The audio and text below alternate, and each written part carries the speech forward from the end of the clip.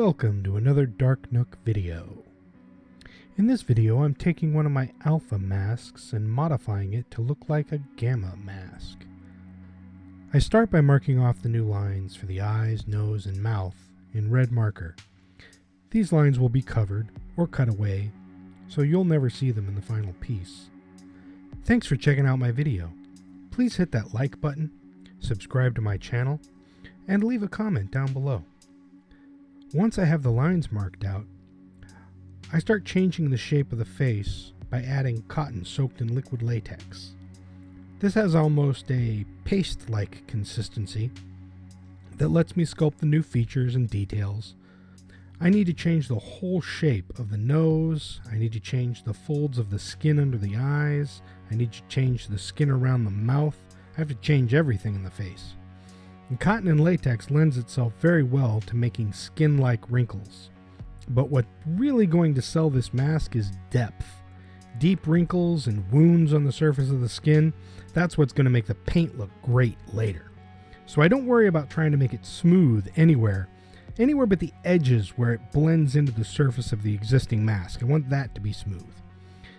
The regular alpha mask also doesn't have ears, so I'm adding some ears, since ears are the most difficult part.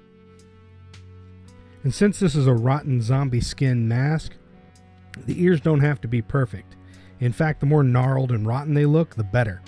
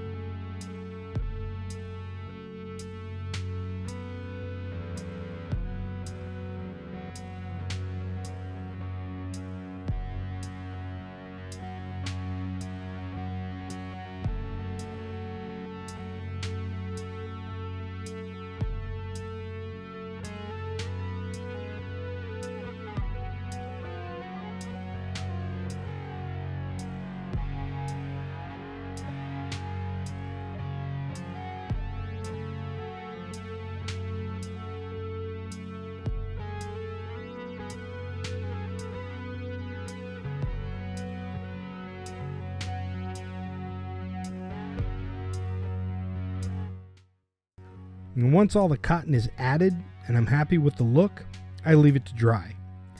Thicker spots like the chin and the cheeks, they take a few days to dry completely. When it's dry, I can start on paint. And the first thing I do is a heavy base coat in black. This paint is mixed thick with lots of latex, so it helps seal the new surface by filling in any edges between the original mask and the new layer. I do a few coats of this black and I make sure to get in every bit, every nook and cranny, every little deep spot under the chin, everywhere. And then I let it dry for about a day. Once that's done, I move on to texture painting with a sponge, going from darker browns to lighter gray and green colors. Then once the sponge painting is all done, I move on to spattering and washes with dark browns and black using the airbrush.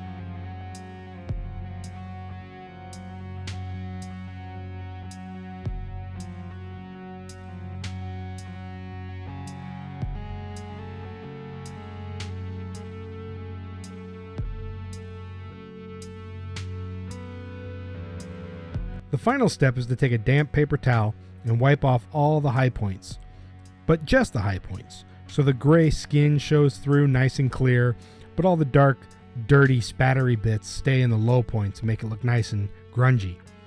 Once the paint's all dry, I move on to hair. I glue the hair onto the mask with rubber cement, sticking patches of hair from the lower points and moving up higher in overlapping layers. Each higher layer needs to overlap a lower layer, helps blend it in and make it look more organic. When I'm happy with the overall hair placement, I let it dry completely, and then I comb it out well to get any stray hairs. So not every hair is going to be the same length, and you're going to get some broken hair. Comb it all out just to get rid of any of those strays.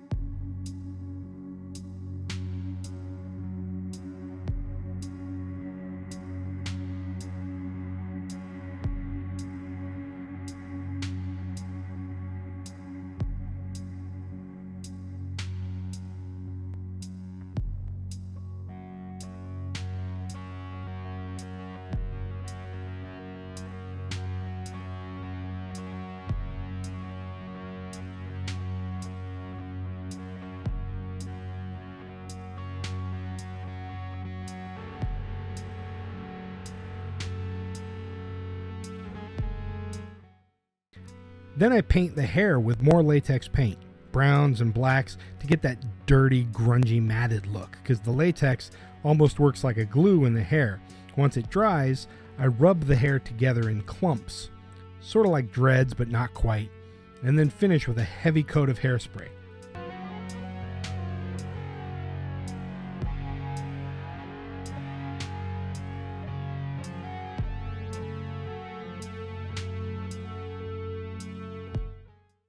Well, here it is all finished from alpha to gamma. You can see how it started and see how the final product turned out. I hope you enjoyed this video. Please like, subscribe, and leave a comment. And thanks for checking out my channel.